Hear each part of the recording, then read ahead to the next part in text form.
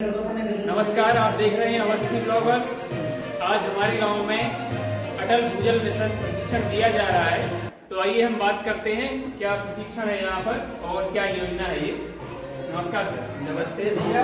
और ये अटल भूजल योजना केंद्र सरकार की महत्वाकांक्षी योजना है जो 2019 में शुरू की गई थी और इसको 2025 तक चलाया जाना है। क्योंकि हमारा बुंदेलखंड सूखाग्रस्त क्षेत्र कहलाता है और पानी का बहुत ज़्यादा संकट है। तो हमारे देश के प्रधानमंत्री माननीय श्री अटल बिहारी जी वाजपेयी की स्मृति में हमारे वर्तमान प्रधानमंत्री श्री भाई नरेंद्र जी मोदी ने इस योजना को 2019 में लागू किया है उनके 95वें जन्मदिन पर, और ये योजना 2025 तक चलाई जानी है। इस योजना के माध्यम से जन जागरूकता के माध्यम से ये बताया जाना है कि हमें अपने भूमि जल के स्तर को बढ़ाना है। उसके लिए हमें सबसे पहले पानी की मांग को कम करना है और हमें ऐसी संरचनाएं बनानी है रोजगार गारंटी के साथ जुड़ करके जिससे हमारे भूमि का जल का स्तर बढ़ सके। इसके लिए विभिन्न चरणों में प्रशिक्षण किए जा रहे हैं। साथ में जागरूकता रथ के माध्यम से लोगों को मोटिवेट किया जा रहा है, लोगों को बताया जा रहा है कि हमारे लिए पानी कितना महत्वपूर्ण है। और अगर हमारे प्रशिक्षण का उद्देश्य समझे तो हमारे प्रशिक्षण का मुख्य उद्देश्य यही है कि लोग अपने गांव को सारे लोग मिलकर के सामूहिक रूप से अपने गांव को कैसे पानीदार बनाएं। और गांव को पानीदार बनाने के लिए हमें सबसे पहले अपने गांव में जो हमारे यहाँ किसान लोग खेती कर रहे हैं उन्हें अपनी खेती में ड्रिप या स्प्रिंकलर का प्रयोग करना है, खेती की विधियों को बदलना है, खेती को स्मार्ट सिंचाई से जोड़ना है और साथ में पानी को रोकने के लिए, पानी को ठहराने के लिए हमें संरचनाएं बनानी है। संरचनाएं ऐसी हो जैसे चेक डैम बनाए, बोरी मैदान बनाए, किसान भाई जो हमारे गांव के हितग्राही है वो मेड़ मैदान बनवाए, वो खेत तालाब बनवाए और साथ में ऐसी भी संरचना बड़े तालाब भी बनाए जा सकते हैं। और अगर पहाड़ी का क्षेत्र है तो वहाँ पे हम कटरू टैंक बना करके भी पानी को रोकेंगे। अगर पानी का हम ठहराव करेंगे, पानी हमारे गांव के आसपास एरिया में ठहरेगा।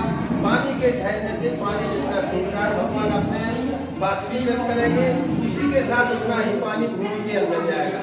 अगर भूमि के अंदर पानी जाएगा तो इस योजना के माध्यम से बहुत सारे गाँव में यंत्र लगाए गए हैं जिसमें एक पीजोमीटर यंत्र है जो सेंस के माध्यम से जमीन के पानी का स्तर की मापन कर रहा है। अगर ये हमारा गांव केरबना, ये हमारा गांव पथरिया जाट पानी के लिए पानी की मांग कम करता है या पानी की जो संरचना विधिवत बनाई जाती है, गांव का वाटर लेवल बढ़ेगा तो अटल भूजल योजना के माध्यम से इस गांव को करोड़ों रुपए में पुरस्कार भी मिलेंगे। जिसे हमने प्रोत्साहन मद के रूप में रखा गया इस योजना के माध्यम से, तो गांव को ये पुरस्कार मिलेगा।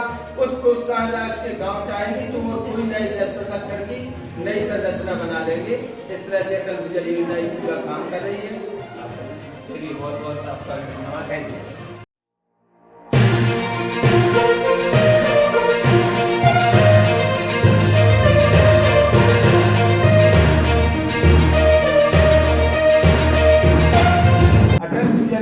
के 9वें चरण के प्रशिक्षण के लिए यहाँ पे उपस्थित हुए हैं। सबसे पहले आज प्रशिक्षण शुरू करने से पहले मैं आपको अपना परिचय देना चाहूँगा। मेरा नाम उमेश अग्रवाल है। मैं छतरपुर जिले के बड़ा मलहरा ब्लॉक का निवासी हूँ और आपकी इस अटल भूजल योजना में विगत 2 महीनों के साथ जुड़ करके जन भागीदारी के साथ हम पानी के स्तर को कैसे बढ़ाएं, क्योंकि हमारे सामने जो आज समय हम लोग आज तो हमारे लिए पानी की पूर्ति हो रही है, आने वाले समय में 2040 में ये समस्या खड़ी होने वाली है कि हमको पानी नहीं मिलेगा। इस पानी से संकट के लड़ने के लिए जो भाई हमारे गांव के निवासी हैं, पूरा क्षेत्र है, हम सबको मिलकर के ऐसे प्रयास करने हैं जिससे हम अपने भूमि के जल का स्तर बढ़ा सकें। तो आज हम इस पूरी चर्चा को लेकर के जो हमारी ये केंद्र सरकार की योजना है अटल भूजल योजना, इसके 9वें चरण के प्रशिक्षण के लिए उपस्थित हुए हैं। तो हम आप सभी का स्वागत करते हैं। अब हम अपने विषय पर आते हैं। हमारा यहाँ आने का उद्देश्य क्या है? तो हमारा उद्देश्य है कि हमें भूमिगत या भूमि के अंदर का जो जल है उसके स्तर को बढ़ाना है। तो इसी स्तर को बढ़ाने के लिए ये सारी योजना केंद्र सरकार के द्वारा बनाई गई है। आप सबको पता होगा कि योजना 2 तरह की होती है, एक राज्य सरकार की योजना होती है और दूसरा केंद्र सरकार की योजना होती है। जो हमारी योजना है इसका नाम है अटल भूजल योजना। ये अटल जी का भी नाम आप सबने सुना होगा, हमारे देश के भूतपूर्व प्रधानमंत्री हैं। चूंकि अटल जी के नाम वो इसलिए ये योजना बनाई गई क्योंकि अटल जी इस मुद्दे को बहुत गंभीरता से समझते थे, मानते थे। जो हमने पिछले चरण का प्रशिक्षण किया था उसमें आप लोगों को बताया था कि अटल जी इस दुनिया से चले गए हैं, पर वो कह गए हैं कि विपदा से गहरे हो रहे जल संकट से लड़ने के लिए हमारे पास एकजुट होने के अलावा कोई विकल्प नहीं है। अटल जी को इस मुद्दे की बहुत चिंता थी, तो उनकी स्मृति में, उनकी याद में 2019 25 दिसंबर 95वें जन्मदिन पर अटल भूजल योजना चलाई गई। इसलिए इस योजना का नाम है अटल भूजल योजना।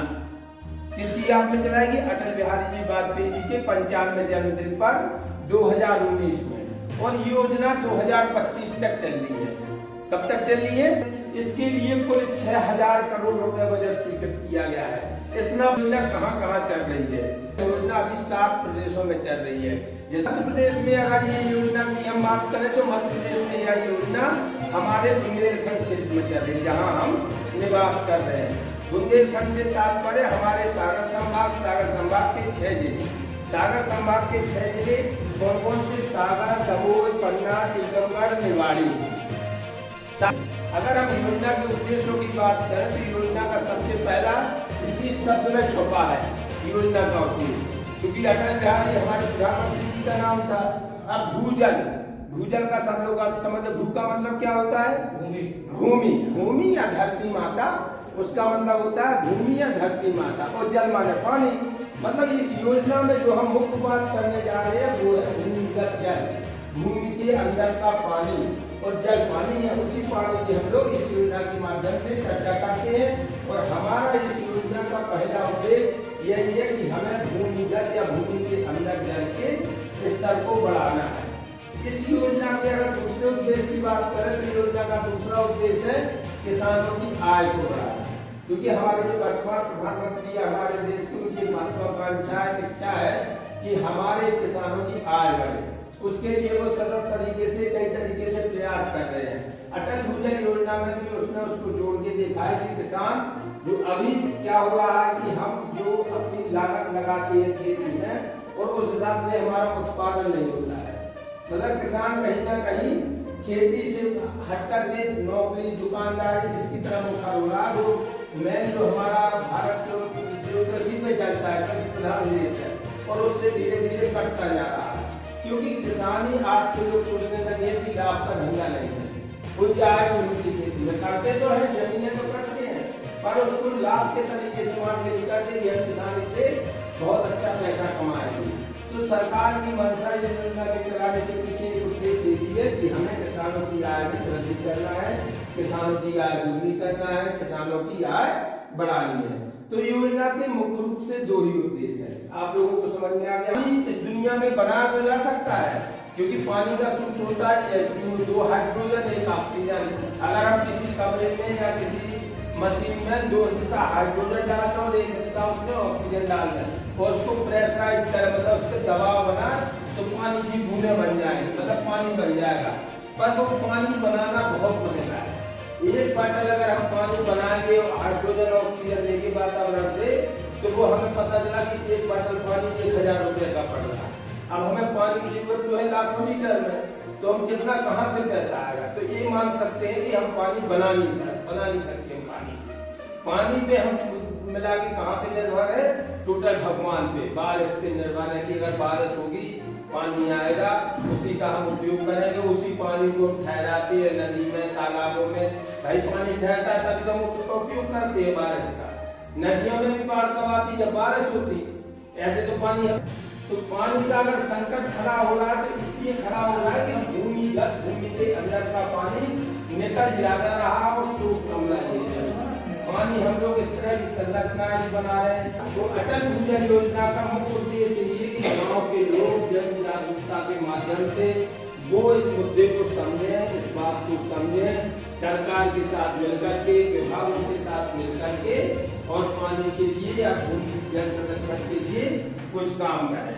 इनके 95वें जन्मदिन पर इस योजना की शुरुआत की। अब इस अटल भूजल योजना लाने का उद्देश्य ये कि अपना जो जल स्तर कम हो रहा है तो उसको बढ़ाना है। अपने क्योंकि यह योजना 7 राज्यों में चल रही है। तो 7 राज्यों में क्यों चल रही है? इसलिए योजना 7 राज्यों में चल रही है कि 7 राज्यों में पानी की बहुत विकराल समस्या है। दूर दूर से तो पानी की तरफ रहे, शायद दूसरे गाँव से भी पानी लाया शुरुआत हुई। तो सार्थक में